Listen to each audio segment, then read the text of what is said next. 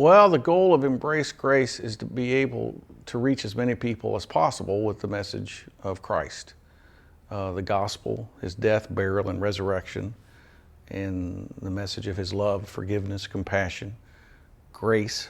And we hope to be able to, do that by using the internet and our web page and video production to get the word out. I think the demographic that will initially be drawn to us will be younger because they're technologically savvy. And research has shown that has been a pretty dramatic drop-off in people 20 to 30 years old being kind of post-Christian. They were raised in church, knew about God, but now they're out on their own and they've kind of fallen away. And so I think that lines up with the group of people who will be downloading videos off the website and going to YouTube. For us, the next step, hopefully, is going to be cable and satellite television, and I think that'll be an older demographic. I think we'll reach, people a little more mature and not as technologically savvy.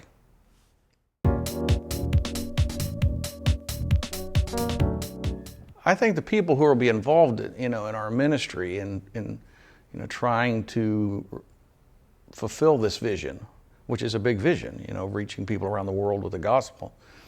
I think it'll be the creative team, people who are involved in the filming and editing and production of the videos, set design, set construction, all those kinds of things. And then we also have a board of directors. And these are people who I think are spiritual people, mature people, and who've had, I think, a fair amount of success in their own business lives. And they've volunteered to come on and serve as our board and to give us some guidance and accountability so that the ministry, runs well. At the end of the day, we hope it's an act of obedience on our part that pleases God. If it's not that, then nothing else matters, So, and then from there, I don't know. We'll see, how it expands and how it grows. If it's well received and our teachings are helping people, then I could see, us growing in our reach and in our influence and also our staffing. So we'll have to see. Well, the technological tools that I think we can use, now are going to be in the area like digital video production. Today, what we can do in producing videos is remarkably cheaper and easier than it was just a few years ago.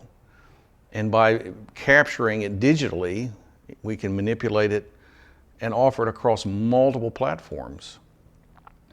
Today, you can put a digital video library in a cloud and then have it dispersed, out on YouTube videos. It can be made available on apps. Here soon it'll be available like on ETV, everywhere TV, all the time. And then there's other providers, like Hulu TV and so forth. So there's a wide opportunity as far as the distribution side that is made available because of technology, the internet, webs, YouTube, social media, Facebook, all that. And you combine that with what we can do in cheaply producing videos, digital videos. The technology of our today is what's making everything possible. Without that, we couldn't do any of it. But because of it, and because we're starting the ministry from scratch, dedicated to using video production and web-based distribution, we can literally reach millions of people. And I think if the Apostle Paul were here today and he looked at the planet, and we have 7 billion people on the planet, our estimates are that 5 billion of them are unbelievers. That means only 2 billion of them are Christians. How would he go about reaching 5 billion people with the message of Christ? I think he'd use this technology. I think he would clamor to be able to get the message of Jesus Christ, across the internet and whatever other distribution points possible. So technology makes all the difference. You know, right now it's kind of an opportunity. And we want to manage that opportunity and be a good steward of that opportunity. Well, I guess why now is a great question. For me, it's something that, you know, I think God has led me to. And for me, it's an act of obedience to do it now. And I think I've dragged my feet on it a little while, so now maybe a little bit late. I think also if you look at where we're at in the world, we all realize that something is going to happen. You know, we cannot continue on as we are, that there is coming an end of days.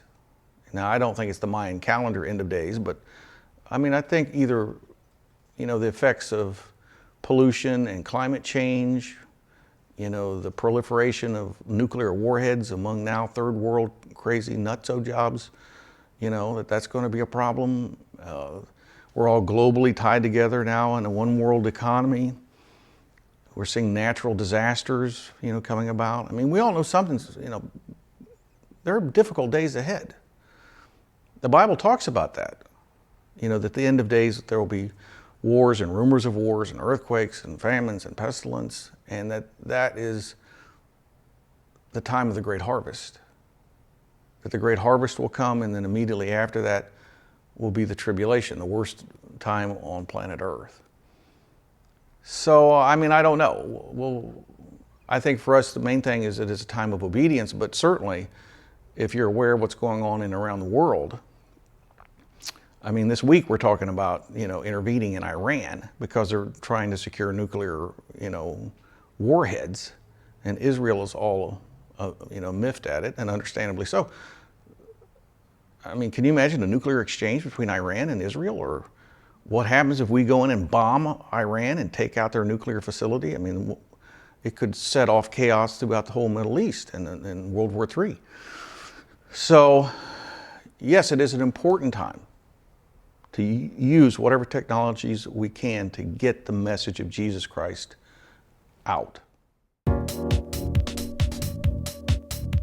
Well, my background is ministry, and I did a bachelor's degree at Cedarville College. It's now Cedarville University.